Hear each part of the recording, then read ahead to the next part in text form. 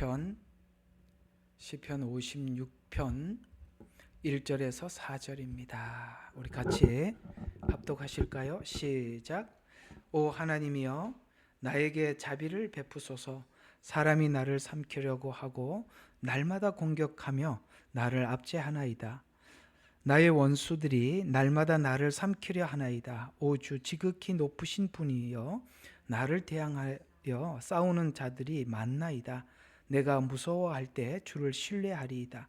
하나님 안에서 내가 주의 말씀을 찬양하리니 내가 나의 신뢰를 하나님께 두나이다. 나는 육체가 내게 행할 수 있는 것을 두려워하지 아니하리이다. 아멘. 나는 육체가 내게 행할 수 있는 것을 두려워하지 않는다. 사람들이 이 두려움은 어떤 육체적 고통을 가하는 것에 사람들이 이렇게 두려움을 느끼게 되죠. 이걸 이제 좀 넘어가는 거죠. 이제 이게 참 중요한 부분이, 왜냐하면 우리가 앞으로 이게 마지막 때 이제 환난은 올 겁니다. 이 환난에 대해서 사람들이 두려워하는 것이 오늘 36편에 나는 육체가 내게 할 수 있는 것을 두려워하지 아니하리이다. 예수님께서 겟세마네 기도를 할 때 이 46편이 가지고 있는 육신을 가지고 있는 인간이라면 누구나 육체에 가해지는 고통에 대해서 두려워하죠. 그래서 겟세마네 동산에서 하나님 앞에 이렇게 예수님이 기도한 적은 없는데, 아버지 할만하시거든 이 잔을 옮겨 주십시오. 그 잔은 십자가의 잔입니다. 그 기도를 예수님이 하셨다는 것은 육체를 입고 살아가는 인간이라면 누구나 이런 고난과 고통에 대해서 자유하는 자가 없다는 것이죠. 그래서 하나님 앞에 기도했던 것인데, 3절을 보면 이렇게 이야기합니다. 내가 무서워할 때 주를 신뢰하리이다. 신뢰하리다. 무서워할 때, 두려워할 때 하나님을 신뢰해서, 오늘 여기 4절에 있는 육체가 내게 행할 수 있는 것을 두려워하지 않겠습니다. 이렇게 넘어갔죠. 이게 무슨 이야기일까요? 이렇게 정리를 해보면 그렇습니다. 앞으로 우리가 닥쳐올 7년 환난에 여러 가지 사람들이 두려움 속에 휩싸여서 그 두려움은 말로 다 할 수가 없을 만큼 두려울 겁니다. 이런 두려움을 저희들이 이제 나름 한번 좀 몇 번 겪어본 적이 있습니다. 이렇게 오지에 이렇게 배낭을 메고 선교를 하러 가고, 언제 무슨 일이 닥칠지 모르고, 또 언제 경찰이 올지 모르고, 누가 또 주민 중에 누가 고발할지 모르고, 그리고 매일매일 이렇게 조마조마한 시간을 보내면서 인간이 가지고 있는 두려움이라는 것이 참 이런 거구나라는 생각도 들 수밖에 없었죠. 그런 상황들이 계속, 오늘 여기 그 말이 그대로 나옵니다. 하나님 앞에 의존은 했지만은, 그 하나님께 의지는 하고 있지만은 계속 이 공격은 계속되는 겁니다. 그러니까 하나님을 의지를 하면은 우리가 생각할 때 두려움이 떠나갈 것 같은데, 하나님께 의지는 했지만 두려움은 계속, 그런 상황이 계속 밀려온다는 거거든요. 그러니까 이런 상황이 밀려와서 하나님이 뭘 하려고 하는 거죠. 그러니까 이 상황을 내가 하나님께 기도했더니 두려움에서 제외시킨 게 아니라, 두려움은 계속 상황은 밀려온다는 거죠. 왜 하나님이 그 상황을, 우리가 생각할 때 기도했으니까 그 상황을 안전한 대로 옮겨 주셔야 되는데 왜 그게 계속 찾아올까요? 하나님을 더 의지하고 신뢰해서, 우리가 하나님을 의뢰하고 신뢰하는 믿음이 두려움을 극복하라는 것이죠. 이런 문제를 우리가 한번 살펴보도록 하겠습니다. 사실은 우리 마지막 때를 준비하고 있는 성도들에게 피난처가 어디고, 오늘 24일인데 어떡합니까? 23일 날 재림한다고 그랬는데 오늘 또 24일이 지나가고 있네. 오늘까지 안 오면 이제 그게 다 거짓말이 되는데, 이 다 두려움 때문에 그러는 겁니다. 근데 우리가 예수님께서도 채찍에 맞으시고 십자가에 죽으셔야 하는 이 고난 앞에 왜 두려움이 없겠습니까? 그러나 아버지 할만하시거든 이 잔을 옮겨주십시오. 그러나 내 뜻대로 마시고 아버지의 뜻대로 하옵소서라고 했더니 하나님이 이제 채찍에 맞으시고 십자가에 고통을 당하는 그 과정으로 하나님이 응답을 해주셨죠. 그걸 지금 예수님은 그냥 자연스럽게 받아들입니다. 육체의 고난을 하나님을 신뢰하고 믿음으로써 그걸 하나님 앞에 모든 것을 의지하면서 넘어가 그걸 감당을 하죠. 우리가 하나님을 믿는 믿음만이 이런 두려움을, 육체적인 고난의 두려움을 극복할 수 있다는 것을 우리가 알고 나면 이 마지막 때 다니엘 세 친구처럼 불 속이라도 들어갈 수 있는 담대한 믿음이 생길 텐데, 우리가 불 속에 들어가려고 생각하지 않고 어떻게 하면은 그 순간을 모면할 수 있을까? 사실 그때 많은 사람들을 불러다 놓고 거기다가 우상에게다 절을 하라라고 아주 불꽃 같은 눈동자로 감시하고 있는데, 거기서 고개 빳빳하게 들고 있으면 누가 그거 모르겠습니까? 근데 그걸 고개를 빳빳하게 들고 나는 하나님 아니면 누구에게도 우상에게 절하지 않습니다, 이렇게 말을 할 수 있는, 신앙 고백을 할 수 있는 사람이 누구일까요? 오늘 이 다니엘 세 친구들은 이런 육체적인 고난을 하나님을 믿고 신뢰하는 마음으로 그걸로 극복하게 되는데 그 신앙 고백에서 잘 나타나 있습니다. 하나님께서 이 불 속에서 나를 건져주실 줄로 믿습니다. 믿어요. 그러나 안 건져주면은 어쩌냐라고 이렇게 생각하잖아요. 그리 아니하실지라도. 이게 참 중요한 겁니다. 우리는 건져주실 줄로 믿는 믿음을 가지고 있다. 안 건져주면 어쩔 겁니까? 그리 아니하실지라도 나는 이렇게 우상에게 절할 수 없습니다. 하나님이 더 소중합니다. 나보다 하나님의 말씀을 따르는 거, 순종하는 것이 더 중요합니다. 그건 하나님을 철저하게 신뢰하는 믿음이 없이는 이건 할 수가 없는 거예요. 그 앞에서는 할 수 없어요. 그 앞이 아닌 저 바깥에서는 마치 할 수 있을 것 같이 말을 하더라도 정말 하나님을 신뢰하지 못하면 할 수 없는 일이겠죠. 우리가 지금 이 마지막 때를 뭘로 준비해야 되느냐? 정말 저는 하나님을 신뢰하는 믿음으로 준비해야 된다고, 무장해야 된다고 생각합니다. 그것만이 우리에게 온전한 피난처가 되고 안전한 장소가 되는 것이지, 어떤 것도 우리에게 안전 장소가 되지 않습니다. 여러분, 텔레그램이 뭐 중국에서 해킹을 했니? 뭐 여러분, 아이고 뭐 이제 해킹이고 지분이고 뭐 다 필요 없어요. 여러분, 요즘 세상이 어떤 세상인데요?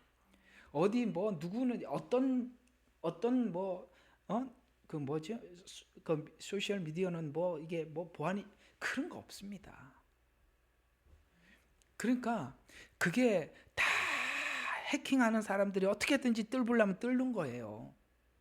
그러니까 내가 지금 내 신분을 감추고 살아야만 한다라고는 이런 두려움부터 시작을 하면 우리가 실제 상황 앞에 가서 뭔들 하나 할 수가 있겠냐 이 말입니다. 우리가 우리 신앙을 하나님 앞에 절개를 가지고 내 생명을 들여서라도 내가 믿음을 지켜야겠다. 우리 주님께서 나를 사랑하시고 은혜를 주신 그 은혜를 내가 저버리지 말아야 되겠다. 내가 하나님을 철저하게 말씀을 믿고 신뢰해야 되겠다. 이 방향에서 여러분들을 준비를 하셔야지. 이렇게 감추고 저렇게 감추고, 요즘 세상이 어느 세상인데 여러분, 그토록 뭐 그 국가에서 국민들을 보호하기 위해서 보안을 철저하게 되면 SK가 털리고 LG텔레콤이 털리고 그게 그래도 얼마나 방어벽을 쌓느라고 애를 썼겠습니까? 다 참 그거 옛날 이야기입니다. 그러니까 페이스북이니 뭐니 해서 이제는 사람들이 누가 누군지, 누구하고 연동이 돼 있는지, 이 사람의 성향이 어떤지 다 자료는 이미 다 들어가 있습니다.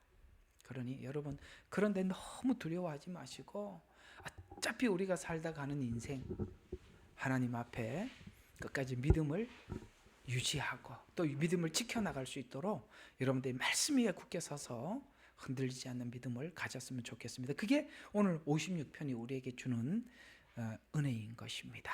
자, 그래서 우리가 두려움이 믿음을 만들어 갑니다 라는 하나님께서 이 두려움을 계속 주는 것이, 그 두려움이 처음에는 강도가 1, 2, 3, 4, 5 여러분 이거 무슨 뜻인지 여러분들 잘 모를지 몰라도 저는 이해가 갑니다. 나중에 이게 처음에는 참 두려움에 어떻게 할 줄을 모르는데 이게 가보면 그래요. 우리가 한 팀이 이렇게 꾸려져서 한 팀이 이렇게 같이 이제 가거든요. 이렇게 마을에 들어가는데 보면은 막 한국에서 온 친구들이 있고, 중국에 저희들처럼 오래 살면서 이런 데 많이 단련된 사람들이 있고, 또 중국 사람들이 있고, 이렇게 가보면 정말 달라요. 제일 무서워하는 게 누구냐? 한국에서 이런 거 저런 거 많이 들은 사람들 있잖아요. 근데 아무것도 모르는 애들은 뭐가 뭔지 몰라서 그거는 말할 게 없고, 하도 많이 들어가지고 뭐 무서워갖고 한 발짝도 못 움직이는 거야.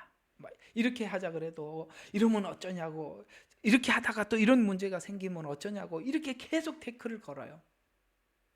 근데 이런 데 많이 이렇게 훈련이 되고 저희들처럼 단련된 사람들은 마음에 오늘 여기 56편이 그거예요. 그런 상황들을 계속 맞이하다 보니까 나중에 이게 뭐 하나님을 믿는 믿음인지 담대해져 가요. 나도 모르게. 그래, 어차피 우리가 뭐 이제 그런 걸 이렇게 막 그런 게 경험하면서 뭐가 만들어지느냐면, 그래, 우리가 어차피 한번 살아가는 인생, 우리 하나님 더 믿지 않으면 우리가 여기서 하나님을 믿고 신뢰하는 믿음이 없이는 여기서 우리는 두려워서 아무것도 할 수 없다. 그 두려움을 깨고 나오는 사람들이 있는가 하면 그 두려움에 눌려서 사는 사람들이 있더라는 거죠. 오늘 그 부분을 56편은 말씀하고 있거든요. 성경은요, 이런 것까지 세밀하게 우리에게 이렇게 말씀해주고 있다는 것에서 우리가 궁금해하고 우리가 알고 싶어하는 어떤 것에 대해서도 성경은 침묵하지 않고 모두 우리에게 말씀을 해주셨다는 것에서 이 말씀은 참 위대한 것이고 우리 필요를 채워주시는 것입니다. 우리 지난주에 여러분 말씀드렸던 거 기억하십니까? 사람들과의 관계에서 오는 외로움을 넘어야 하나님이 나와 함께 하신다라는 동행을 경험하게 된다라고 말씀을 드렸습니다. 오늘은 우리가 실제적으로 육체적으로 협박을 받고 그렇게 위협을 받는 이런 상태에서 우리가 어떻게 살아야 하는가, 어떻게 믿음을 가져야 하는가라는 부분을 생각해 보도록 하겠습니다. 여러분, 다윗은 원래 직업이 군인입니다. 그렇죠? 다윗은 원래 직업이 군인입니다. 모세는 법관입니다. 그렇게 보면 여호수아도 군인입니다. 근데 군인이다 보니까 이런 위기 상황을 많이 만나게 되죠. 전쟁터에서야 끊임없이 그런 두려움과 위기 상황을 만나게 되겠죠. 그래서 다윗은 전쟁터를 누비며 살았고, 이 기본적으로 전쟁터는 두려움의 연속이죠. 두려움이 결국 다윗의 믿음을 만들어내고 있고 실제 그 믿음을 구체화시키고 있으며, 이 믿음이 놀랍게도 신약에 있는 예언들은 가장 많이, 구약에서 신약의 예수 그리스도 곧 메시아에 관한 예언을 시편에서 가장 많이 예언을 하게 되는데, 시편 그리면 대부분이 다윗이 적은 시로서 다윗은 실제 이런 수많은 역경들을 극복하고 넘어가면서 결국은 우리 모두에게 평화를 가져다 줄, 우리 모두에게 안정을 줄 예수 그리스도의 예언을 가장 많이 받게 됩니다. 무슨 말이냐? 결국은 이런 역경을 많이 겪으면서 하나님께서 우리 모두에게 가르쳐 주는 것은 예수 그리스도가 누구인지에 관해서 더 깊이 알려준다는 것이죠. 여러분의 신앙생활과 삶에서 두려움과 이런 시간들이 많이 찾아오는 것은 이것을 통해서 하나님께서 뭔가를 하고 계시는데, 그 뭔가를 하고 계시느냐? 다 담대한 믿음을 갖게 하는데, 그 믿음은 예수 그리스도를 아는 것만큼 믿게 되고, 믿는 것만큼 그 두려움을 극복할 수 있다는 것입니다. 십자가 복음에 대해서 우리가 복음을 배우면 배울수록 정말 이 마지막 때야 오너라, 나는 예수 그리스도를 믿는 그 믿음 안에서 내 믿음을 지키고 마지막까지 하나님 앞에 내 신앙 고백을 하고 살 것이다. 비록 불 속에 들어가는 한이 있더라도 이렇게 되는 것이죠. 동일하게 다윗은 이런 여러 가지 역경을 보내면서 예수님이 누군지에 관해서 가장 많이 예언을 하면서 예수님을 믿게 됩니다. 그렇다면 오늘 이 다윗의 생애 속에서 이 두려움을 통해서 믿음을 만들어냈다면, 이 믿음은 예수 그리스도를 믿는 믿음으로 만들어가게 되는데, 인간의 두려움은 예수 그리스도를 믿는 믿음으로만 두려움이 극복하게 된다는 것입니다. 여러분, 예수님께서 하신 이 말씀 기억하십니까? 내가 세상을 이기었노라 라고 하시고, 또 우리에게 하신 말씀이 세상을 이긴 이김은 이것이니 너희의 믿음이라, 이렇게 말씀하고 있습니다. 그렇습니다. 우리가 세상을 극복하고 이기려면 오직 한 가지, 믿음 이외에는 세상을 이길 수 있는 어떤 것도 없다는 것입니다. 예수님을 믿는 믿음만이 두려움을 극복하게 한답니다. 다윗은 인간관계 속에서 두려움을 많이 경험했던 사람입니다. 골리앗이라는 두려움을 만군의 주를 의지하여 극복했고, 사울이라는 두려움을 하나님의 심판, 곧 공의에 의지해서 그 두려움을 극복했고요. 압살롬의 반역과 두려움도 하나님은 하나님 되심, 곧 그 공의의 심판을 하실 것이라고 의지해서 결국은 넘어가요. 그래서 뭘 보게 되느냐? 하나님은 만군의 하나님이라는 것도 보게 되고, 하나님은 공의의 하나님이라는 것도 눈으로 보게 되는 거예요. 눈으로 봤기 때문에 믿음이 생기는 거죠. 또 블레셋에게 오늘 56편은 블레셋에 내려갔을 때 지은 시거든요. 그러니까 블레셋에서 다윗이 잡혔을 때도 하나님을 의지하게 되었습니다. 그래서 결국은 이런 여러 가지 역경과 상황 속에서 하나님의 말씀을 의지해서 그걸 넘어가서 시편에 꽂힌 119편, 가장 길죠. 119편은요, 시편이 150편까지 있는 것처럼 절수가 150절이 있어요. 그러니까 시편 119편은 한 절 한 절이 시편 1편, 2편이 시편 2절이 시편 2편, 이렇게 되는 거예요. 지금 전부 다 119편은 전부 다 뭐냐? 말씀을 찬양하는 거거든요. 그러니까 다윗이 지금 말씀을 119편에서 찬양하는 것은 자기가 이런 모든 역경 속에서 말씀을 붙잡아서 극복하고 넘어가서 말씀이신 하나님, 말씀이라는 그 말은 뭡니까? 하나님의 약속을 믿어서 믿음이 생겼다는 것이죠. 그걸 하나님 앞에 기쁨으로 찬양하는 것입니다. 그래서 119편은 말씀을 찬양하는 글입니다. 이런 형태의 두려움을 겪은 후에 결국 말씀을 의지해서 극복했던 체험을 기반으로 말씀이 얼마나 위대한지, 말씀이 자신을 모든 위기에서 극복하게 했는지를 찬양하는 글을 간략하게, 그는 119편에 여러 군데 설명을 하고 있지만 몇 군데만 간추려서 보면, 시편 119편 50절에 보면 이 고난 중에 이 말씀은 나의 고난 중의 위로라, 주의 말씀이 나를 살리셨습니다, 이렇게 말씀하고 있습니다. 오늘 여러분들에게 뒤편에 가서 말씀을 좀 드리겠습니다만, 하나님께서는 이걸 잘 들어봐요. 제 얘기를 잘 들어보시라고요. 여러분들이 막 답답하고 이 상황이 도대체 어떻게 극복해야 될지 답답한 상황들이 많이 있을 거예요. 근데 그때 우리는 모두가 상황을 보기 때문에 말씀이 귀에 안 들어오고 뭘 자꾸 듣고 싶어 하느냐면, 누군가가 예언을 자꾸 듣고 싶어 하거든요. 근데 하나님이 예언을 잘 안 하려고 그래. 안 해주려고 그래. 의도적으로 안 해주셔요, 잘.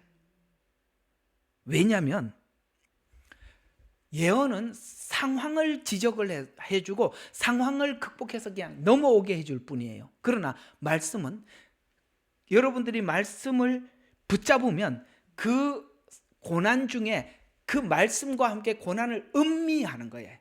음미하면서 말씀이 내 안에 들어와서 믿음으로 변화되는 거예요. 그래서 예언을 잘 안 하려고 그러는 거예요. 예언은 정말 말씀도 모르고 정말 답답한 그런 사람들에게 하나님께서 그 숨을 틔워주는 것에 불과한 건데, 근데 거기에 우리가 중독이 되기를 하나님 원치 않는 겁니다. 하나님께서는 말씀을 붙잡으면서 말씀을 붙잡아서 여러분들이 말씀의 맛을 보게 만드는 겁니다. 그럴 때 여러분에게 그 말씀은 변함이 없거든요. 예언은 변하거든요. 말씀은 고정이 되어 있기 때문에 고정된 말씀을 붙잡아서 하나님을 더 신뢰하게 하게 하려고 안 하는 거예요. 그 얘기예요. 그래서 보세요. 말씀 그러니까 고난 중에 말씀이 위로지 예언이 위로라고 하지 않았어요. 보세요. 이 말씀은 나의 고난 중에 위로라. 주의 말씀이 나를 살려. 말씀이 살렸지 예언이 살린 게 아니라 이 말이에요. 또 하나 71절 119편 71절에는 고난당하는 것이 내게 유익이라. 이로 말미암아 내가 주의 율례, 하나님이 어떤 분인지 하나님의 법도를 배우게 되었다 라고 말씀하고 있고요. 또 92절에 가서는 주의 법이 나의 즐거움이 되지 아니하였더라면 나는 고난 중에 멸망하였으리라.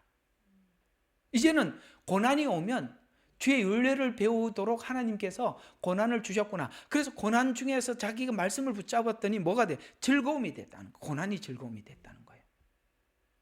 우리 복음성가인가 보면은 동남풍아 불어라 서북풍아 불어 아가서 나온 말씀이잖아요. 가시밭에 백합화 예수 향기 날리니 할렐루야 아멘. 아시죠? 가시밭에 우리는 백합화라. 백합화와 가시나무가 싸우면 가시가 항상 이기죠. 그냥 백합화는 가시에 찢어질 뿐이에요. 근데 이상하게도 찢어지면 향기가 나요. 이게 신약에서는 하나님이 질그릇을 깨트려서 보배를 보게 하신다 이렇게 말씀하시고 있는 겁니다. 우리가 여기 주의 법이 나의 즐거움이 되지 않았더라면, 주의 법이란 말씀이죠. 고난 중에 멸망하였으리라. 그래서 하나님께서 여러분들에게 고난을 주기 전에 은혜를 먼저 주고 은혜를 주셔서 그 고난을 이기도록 해주신 거예요. 그러니까 은혜를 주시면 다음 찾아오는 것은 그 은혜 받은 것을 내 안에서 소화되도록, 완전히 충분히 소화되도록 고난이 기다리고 있겠구나, 찾아오겠구나 이렇게 생각하면 틀림없어요. 근데 다윗은 그걸 즐겼대.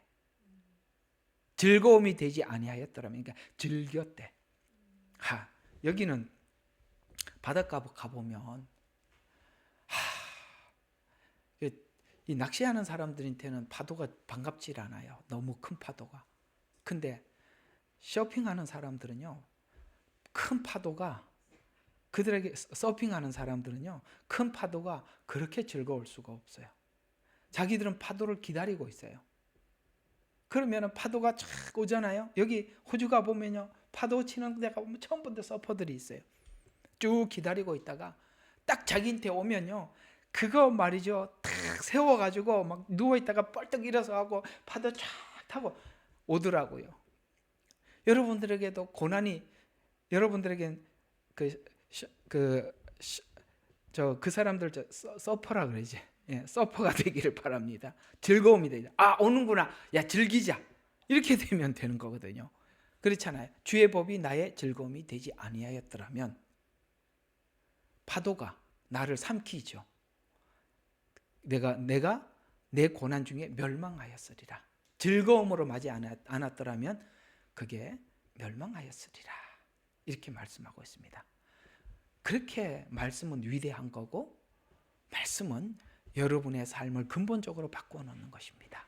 그래서 오늘 시편 56편의 배경을 보면 다윗이 가드에서 블레셋 사람들에게 붙잡혔을 때, 여러분 아시죠? 미친 채 해서 거기서 빠져나왔어요.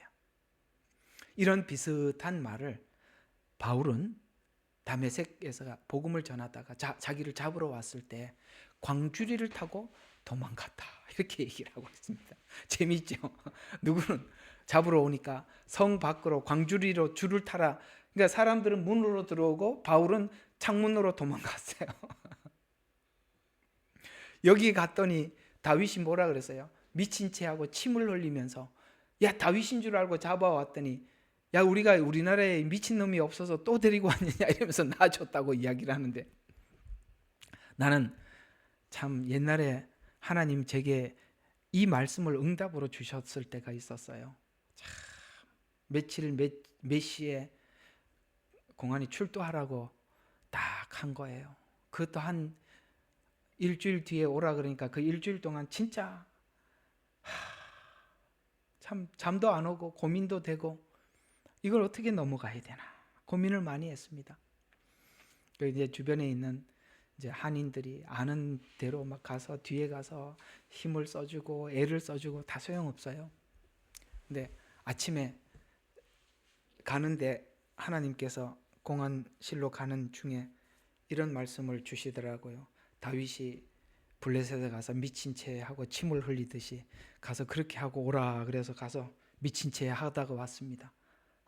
참 난 그런 응답 처음 받아봤어요.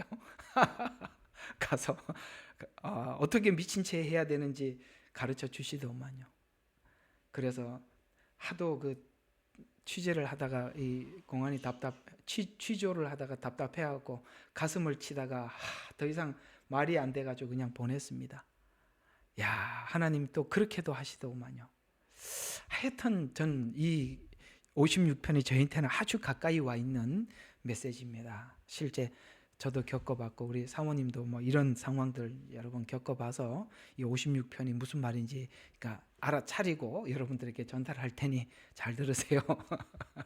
나중에 여러분이 마지막 때 이런 믿음을 가지고 있지 않으면 여러분들 참 어려울 수 있습니다. 이 믿음 가지셔야 되는 거예요. 자, 그러면 하나하나 문단을 나누면서 한번 살펴보도록 하겠습니다. 이렇게 1, 2, 3, 4절, 5절, 7절, 8절, 9절, 그 다음에 10절, 13절 이렇게 나누어집니다. 그럼 1, 2절은 뭐냐? 매일 위협을 느끼는 위협에 관한 이야기입니다. 그 바깥에서부터는 위협을 느끼죠. 그러니까 바깥에서는 위협을 느끼고 내 안에서는 갈등이 일어나고 이게 우리 신앙이에요. 근데 이게 참 바깥에서 위협을 주니까 내가 갈등이 일어나는 거거든요. 안정하면 누가 갈등을 하겠어요? 그렇잖아요. 하나님이 이걸 가지고 계속 뭐를 하고 있다는 것이죠. 그래서 오늘 1지절에 보면 날마다 나를 삼키려 하는 자. 이게 날마다라는 말을 잘 기억해 두세요. 한 이틀 하다 하루 쉬는 게 아니라 계속 온다는 거야. 날마다 나를 삼키려 하는 자들이 있습니다. 근데 이건 뭐냐면 하나님께 도움을 구했지만 날마다 나를 삼키려고 한다는 거예요. 아까 말씀드렸듯이 내가 나는 위협을 받습니다라고 기도를 하면 하나님께서 그 위협을 제거해 주셔야 되는데 그 위협이 끝난 게 아니라 계속 위협을 받고 있다는 거예요. 그렇다면 이렇게 되는 겁니다. 그 상황은 하나님이 허용한 것 아닙니까? 맞죠? 내가 하나님께 기도했어요. 근데 그 상황이 계속 와요. 그러면 하나님이 허락한 거죠. 이게 뭐냐? 욥기에서 나오는 이야기입니다. 이 시가서는 다 같이 묶여 있는데 가장 대표적인 실제 상황은 욥기예요. 그러니까 욥기가 가장 시편에 있는 상황을 예를 들기가 가장 좋은 메시지거든요. 그렇게 보면 욥기에서 허락한 사단의 공격과 친구들의 공격들이 이 공격들이 아까 이렇게 외부로부터는 이 수많은 공격들이 목적하는 것은 뭐냐면 환골탈퇴라는 거예요. 변화, 완전히 새로움이라는 거죠. 뭐가 새로워지게 하려고 하는 거냐? 이 공격으로 지난날 내가 의지했던 것들을 다 정리하게 하는 겁니다. 내가 믿고 신뢰하는 것들, 내 주변의 사람들, 아니면 내 권력, 아니면 내가 가지고 있는 재정적인 능력들, 내가 신뢰하는 사람들, 이런 걸 하나님께서 정리하는 것이죠. 그 정리를 하고 하나님과 관계 속에서 은혜의 문을 열어요. 그래서 하나님께서 고난은 뭐냐? 어떤 문은 닫고 어떤 문은 열기 위함입니다. 근데 그 문을 내가 스스로 닫을 수 없으니까 하나님이 닫게 하는데 그게 뭐냐? 인간적인 자랑들, 세상의 도움들, 그다음에 자기의 이런 것들을 전부 다 정리하는 것입니다. 이게 성경에서 우리 신자들이 당하는 고난이래요. 우리 성경 한번 보죠. 늘 즐겨 쓰는 이 말씀을 여기다가 대입을 시켜보면 선명해집니다. 로마서 5장 1절에서 5절. 제가 많이 언급한, 항상 자주 아마 저희 교회를 다니면 하도 이 말을 많이 들어서 외워야 되는 메시지니까 보시면 로마서 5장 1절에서부터 보면 그러므로 믿음으로 의롭게 되었으니, 이 말은 하나님의 자녀가 되었다, 칭의, 의롭게 되었으니. 자, 그 다음에 우리가 그리스도로 통하여서 하나님과 화평을 갖추려면 나는 하나님과 동등한 수준에까지 끌어올라야 된다. 화평이라는 것은 전혀 격차가 뚝 떨어진 사람은 화평이 안 되니까 하나님 끌어올려야 될 거 아닙니까? 그래서 화평을 갖느니라. 그 가지려면은 뭘 해야 되냐? 또 그분으로 인하여 우리가 서 있는 이 은혜 안에 있는 믿음으로, 아까 말씀드렸잖아요. 뭔가를 닫는다 그랬어요. 내가 지금까지 의지하고 살았던 모든 것을 닫고 은혜의 믿음 속으로 우리를 몰아넣기 위해서 이쪽은, 이 문은 닫고 저 문을 열기 위해서 고난이라는 거예요. 우리는 닫아야 할 문이 있어요.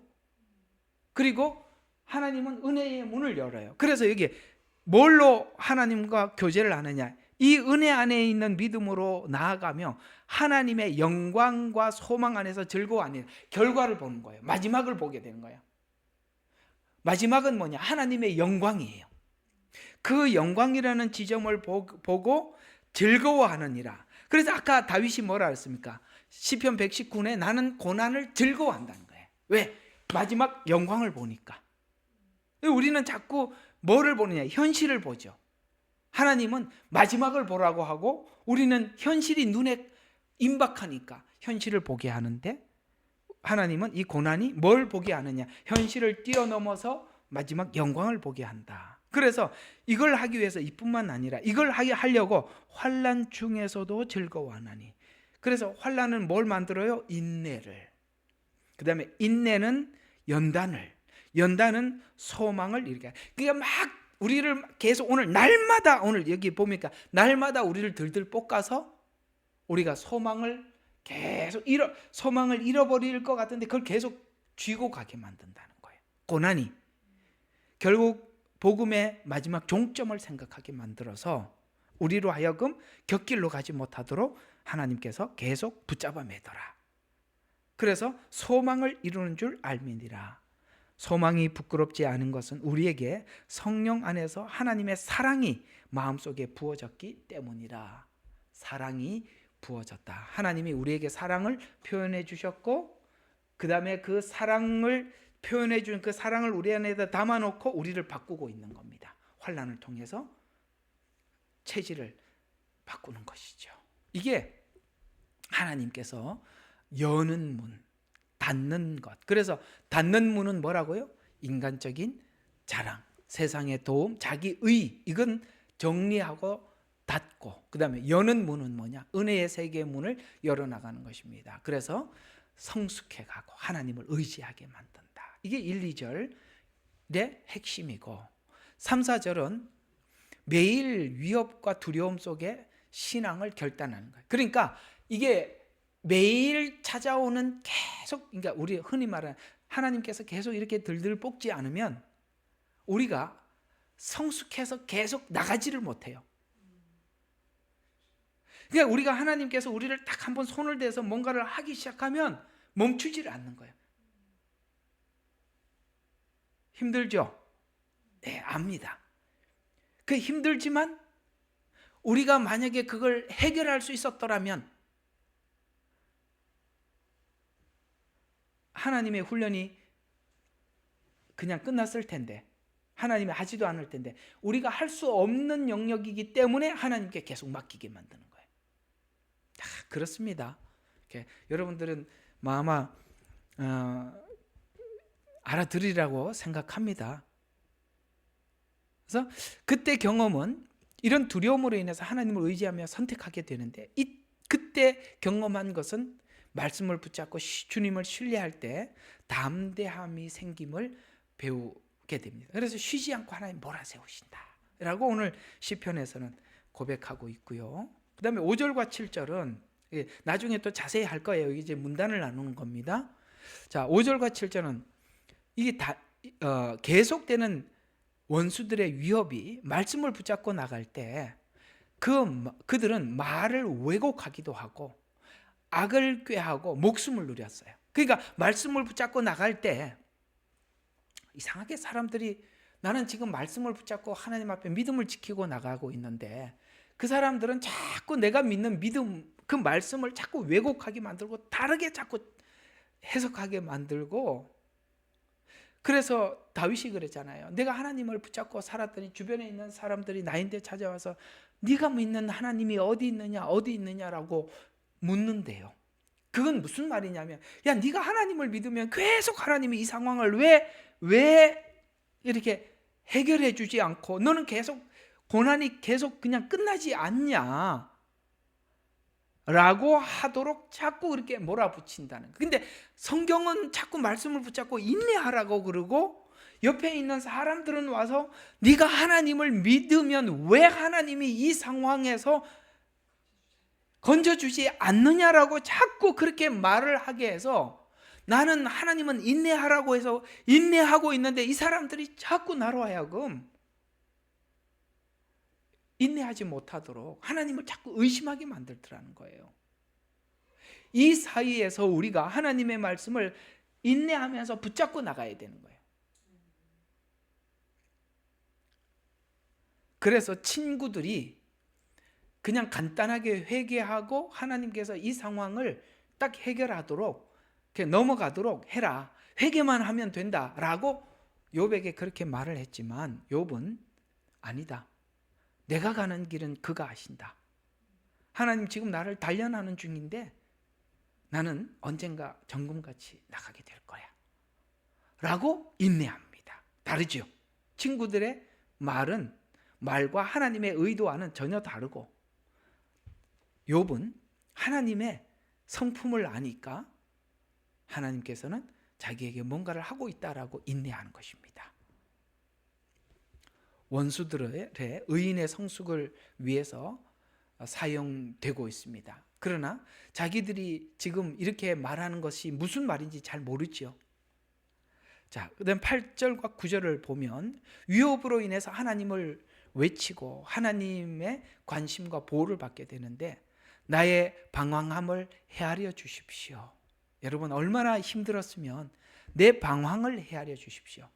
우리 사춘기 이야기했죠, 저번 주에. 그렇습니다. 우리가 방황할 때가 있어요. 근데 오늘 다윗이 그 방황이 하나님과 멀어져 가는 것이 아니라 하나님께, 하나님 내 방황을 헤아려 주십시오. 왜요? 우리가 지금까지 뭔가 의지하고 살았던 것을 놓는다는 건 쉽지 않잖아요. 생활 방식이, 우리는 보는 것을 믿고 살아야 되는데 안 보이는 하나님을 믿고 산다는 것이 그게 어느 날 한순간에 될 수 있는 일은 아니에요. 그게 되기까지는 자기 안에 갈등이 있고 방황이 있는 겁니다. 그래서 나의 방황함을 헤아려 주시고, 그게 얼마나 힘들었으면 나의 눈물병에 담아주세요. 눈물병. 여러분, 이스라엘 사람들은 전부 다 이 주머니에 그 눈물병을 차고 다녀요. 그래서 눈물이 날 때마다 눈물병에다 담아서 뚜껑을 닫고 그가 마지막 죽으면 그 눈물병과 함께 장례를 치러줍니다. 그게 눈물병이에요. 그래서 눈물을 주의 병에 담아주세요 라고 이야기를 하면서, 이게 뭘 의미하느냐면, 하나님 내 고난을 세밀히 알아주십니다. 그러니까 아십니다. 여러분, 그걸 아셔야 돼요. 하나님께서 우리가 고난을 당하고 눈물을 흘리고 방황할 때 하나님이 모르는 척하고, 그리고 나는 신앙이 없는 게 아니라 하나님께서 그 고난을 세밀히 아신다는 걸 믿으셔야 돼요. 정말 힘들어서 몇 년을 하나님 앞에 기도하고 또 기도했더니 계속 말씀 한마디 없더니 어느 날 하나님이, 내가 너의 방황을 알고 내가 네 고난을 다 안다. 아이고, 하나님 기도할 때마다 그렇게 응답하는 게 아니라요, 여러분들이 끝자락에 가서 더 가야 되나 멈춰야 되나 할 그쯤 이야기한대요. 왜 그때쯤 이야기하느냐? 이유가 있다고요. 말씀이 여러분들에게 체질이 되려면 아까 그러잖아요. 말씀을 가지고 씨름하면서 인내해야 돼요. 그래서 여러분 그저 몇 마디 예언으로 해결할 수 있는 문제가 아니라는 거 꼭 기억하시기를 바라고요. 그래서 이 방황이라는 말은 뭐냐? 떠돌아다니는 고난의 길, 안정되지 못한 불안정. 그다음에 하나님이 내 모든 걸음을 세워주시며, 그걸 이제 방황하는. 근데 눈물병에 담았다는 것은 슬픔과 고통의 눈물의 병에 담아 간직하듯이 하나님은 성도들의 고난을 그 눈물들을 잊지 않고 기억하신다는 거. 그래서 아까 말씀드린 죽을 때도 눈물병과 함께 무덤에 장례를 치러줍니다. 그 다음 마지막 10절과 13절은 어떤 이야기냐? 관심과 보호를 믿는 자들의 확신에 찬 믿음의 고백인데요. 하나님을 의지함으로 두려움을 이기고 생명을 사망에서 건지신 하나님을 찬양하는 거예요. 그러니까 사망에서 생명을 건지기 위해서는 우리가 죽어봐야 생명을 체험하게 되잖아요. 그러니까 마치 모든 것이 끝난 것 같은 이 사망의 자리, 가장 절망의 자리에서 주님이 찾아오셔서 일으키는 겁니다. 여러분 엘리야를 아시잖아요. 엘리야가 어떻게 했습니까? 갈멜산에서 승리를 하고 그리고 최고의 절망을 맞이하게 하죠. 이상하게 하나님은 나중에 이제 이 부분은 여러분들과 함께 나눌 기회가 있을 겁니다만 가장 큰 절망은 가장 성공 뒤에 오는 것입니다. 그러니까 여러분들이 최고의 성공을, 그러니까 우리가 최고의 성취 뒤에 가장 절망이 오거든요. 가장 성취 뒤에 절망이 오는 거거든요. 최고의 절망은 그때 찾아오는 거예요. 왜냐하면 극과 극이에요. 최상의 성공이 최절망으로 마지막 끝까지 나락으로 떨어지게 만드는 거예요. 우리는 이런 생각을 합니다. 나는 뭔가가 덜 되고 부족해서 매일 울어요. 여러분 그때는 신앙이, 믿음이 넘치는 중입니다. 근데 진짜 괴롭고 고통스러운 사람들이 누구냐? 가장 성공한 사람들 속에 있는 공허함, 누가 알겠어요?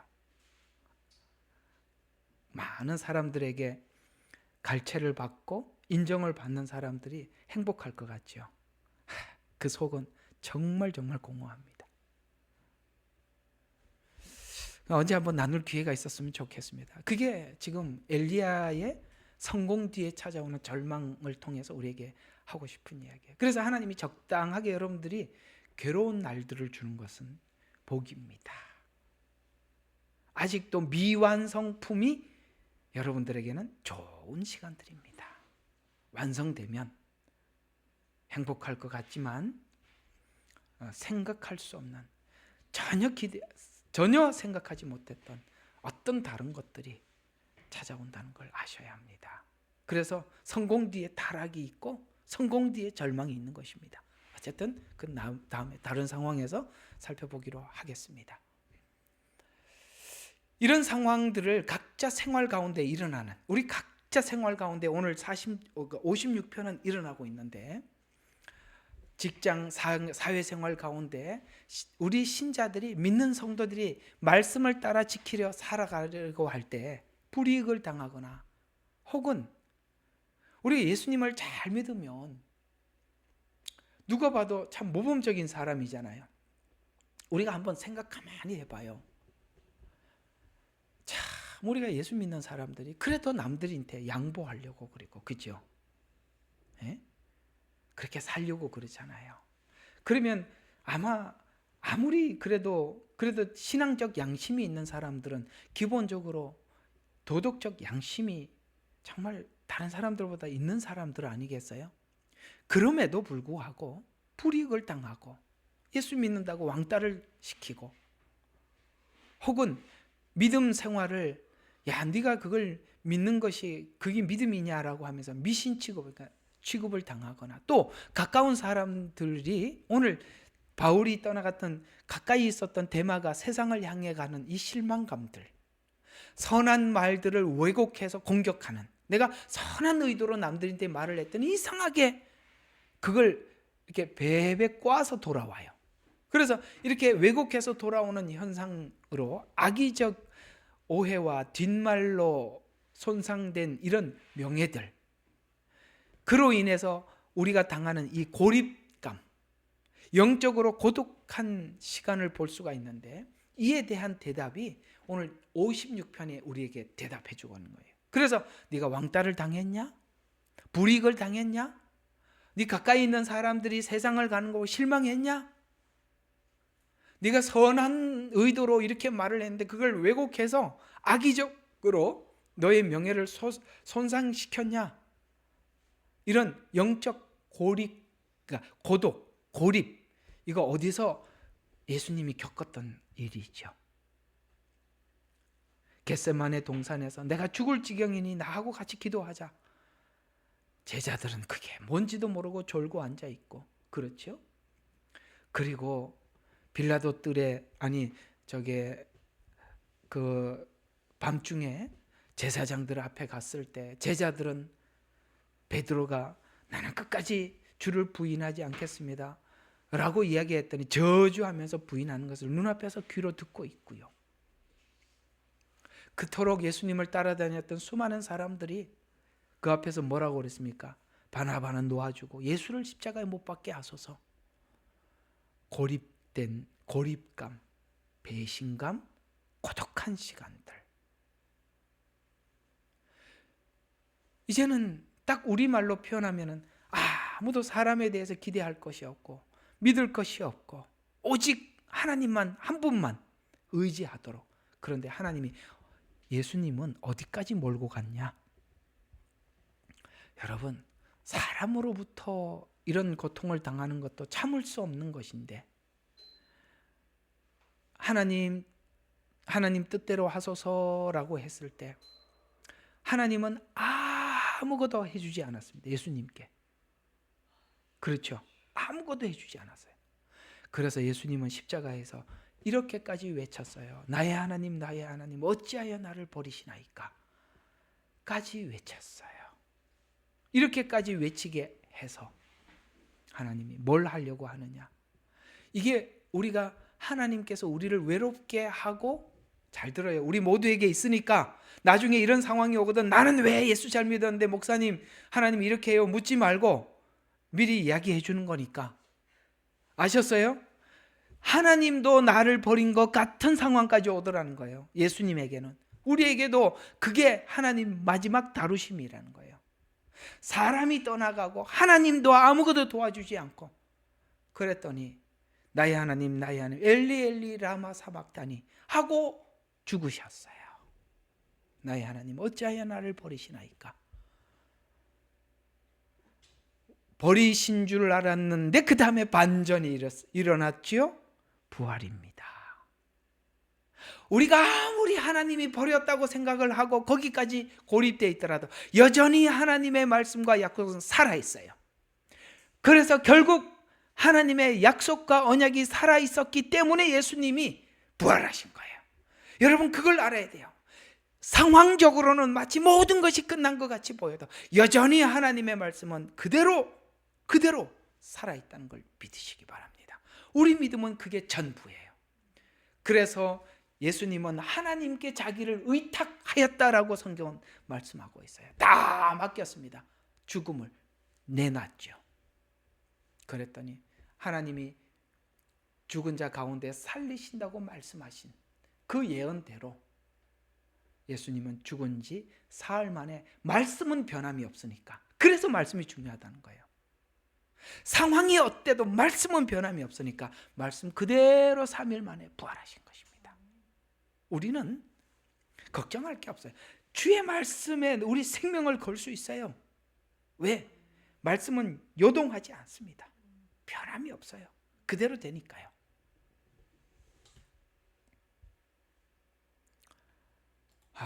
문단을 나누다 보니까 시간이 다 가버렸네요. 문단을 나누다 보니까. 그래도 1, 2절은 1절은 하고 끝나야 될 거 아니겠습니까? 그죠? 1절은 해야죠.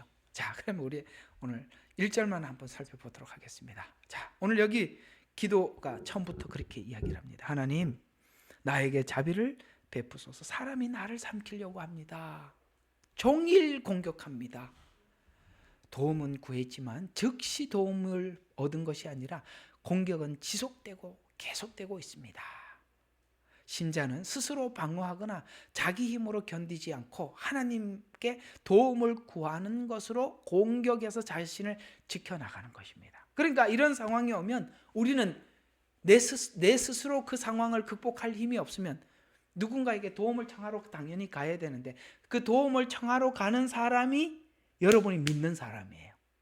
여러분들이 어떤 상황이 왔을 때 하나님께 먼저 도움을 청한다면 하나님을 믿기 때문에 그분께 먼저 나가는 거고, 여러분이 다른 사람을 믿는다면 이런 상황이 오면 그 사람에게 도움을 청해요. 그러니까 여러분들이 가장 어려운 일이 생길 때 누가 먼저 생각이 나느냐? 하나님이냐 사람이냐? 오늘 여기 다윗은 이런 상황이 왔을 때 하나님께 도움을 구했다라고 말씀하고 있습니다. 그러면 도움을 구했지만 오늘 다윗은 뭐라고 했냐? 삼키려 했지만 날마다 공격하여 나를 압제한다 그랬어요. 도움은 구했지만 공격은 날마다 계속된다. 그러면 하나님이 아까 처음에 말씀드린 것처럼 이거는 하나님이 허락한 거라고 아까 말씀드렸죠? 왜 허락했을까요? 허용한 이유를 성경에서 새 성경 구절이 우리에게 대변해주고 있는데요. 베드로전서 1장 7절에 보면 믿음이 확실해지는 것은 불로 연단해서 금보다 귀한 믿음을 가져서 세상 것을 버리고 하나님 것만 취하게 하려고. 그래서 연단하는 거예요. 그래서 믿음이 불순물이 없어지도록 금보다 귀한 거, 이게 정금 정금이 되도록. 여기에 우리가 하나님을 믿습니다라고 하지만 다른 것이 섞여 있는 것을 하나님께서 벗어버리려고 라고 이야기하는 것입니다. 고린도후서 12장 9절은 은혜가 족함을 알고 약한 데서 강해. 하나님이 계속 약하게 만들어서 뭡니까?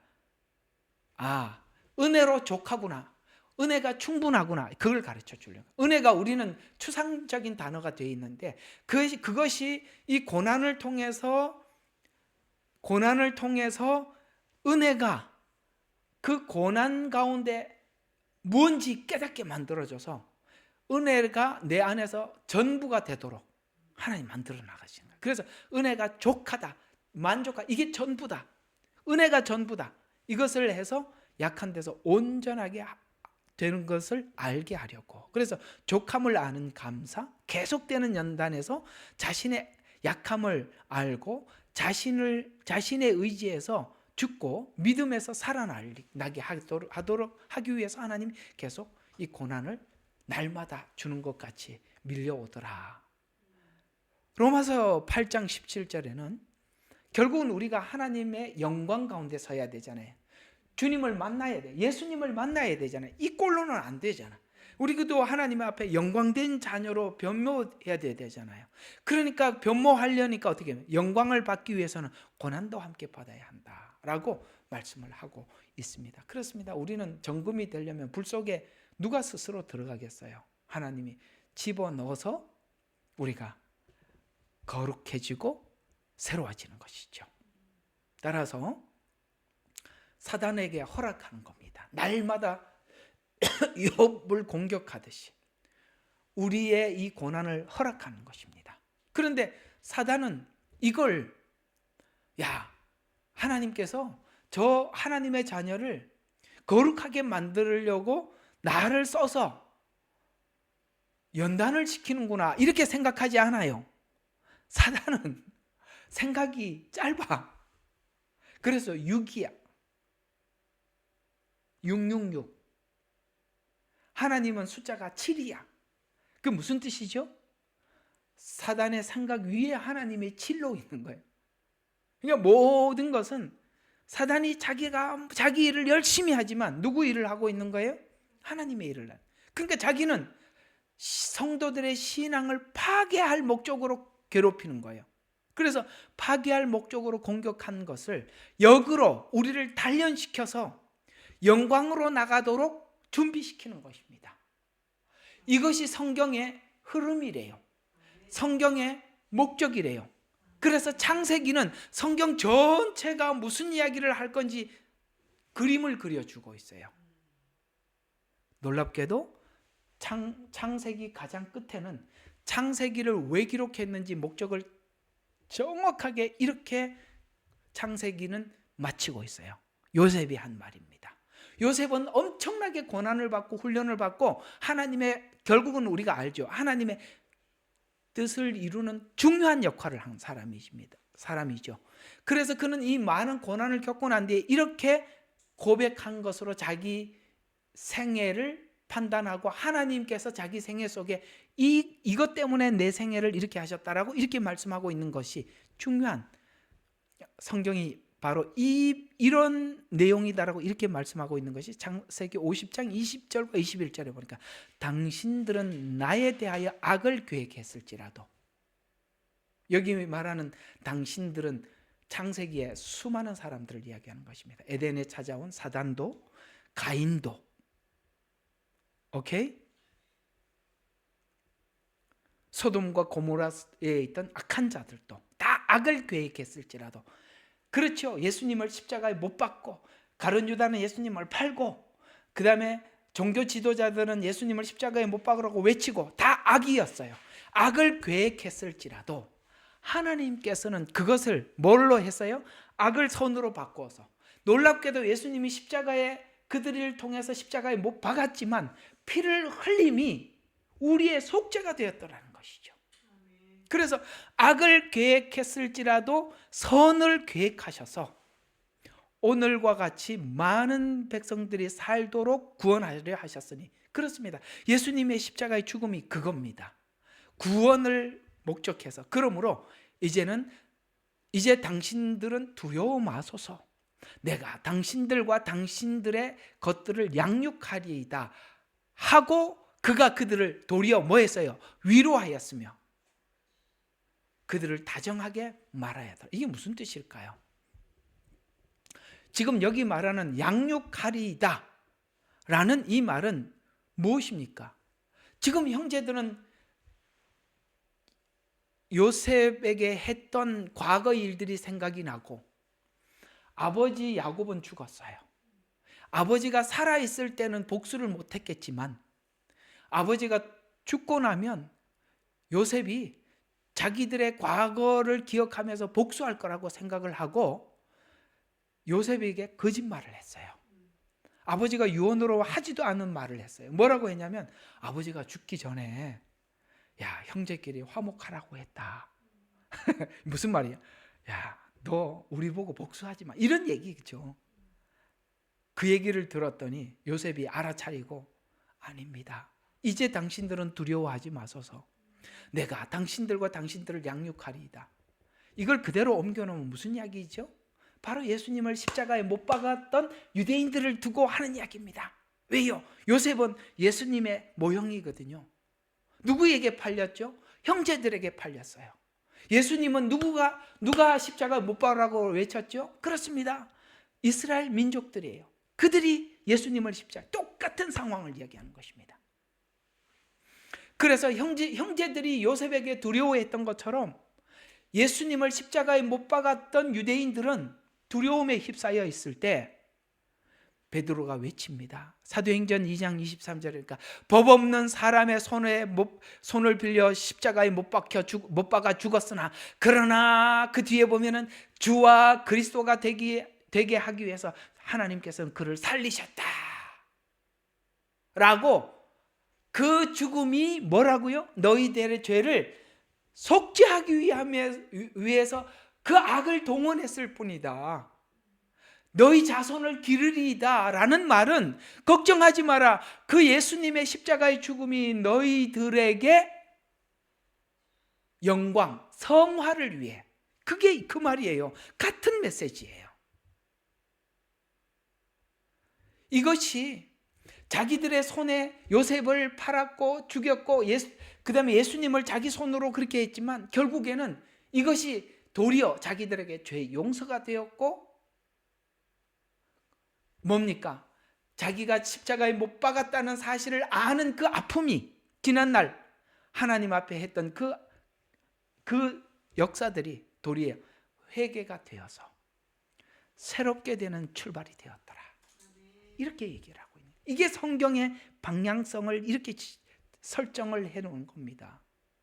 고린도 전서 2장 8절에 보니까 통치자들이 알지 못하였더니 알았더라면 영광의 주를 십자가에 못 박지 않았을 것이다 라고 말씀하고 있습니다.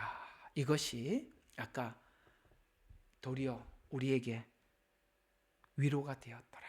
그래요. 참 우리가 처음에는 그것이 우리가 가슴을 칠 만큼 하나님 앞에 괴로운 일이었어요. 우리가 예수님을 십자가에 못 박았다니, 이게 괴로운 일이었지만 그것이 도리어 우리에게는 위로가 되고, 주님께서 그렇게 십자가에 죽으셔서 우리가 영생을 얻게 되고 구원을 얻게 되었다는 것이 우리에게 큰 위로가 되듯이, 형제들에게 오늘 요셉의 이 말은 위로가 되고, 오늘 주님께서 우리에게 한 약속은 위로가 되는 것입니다.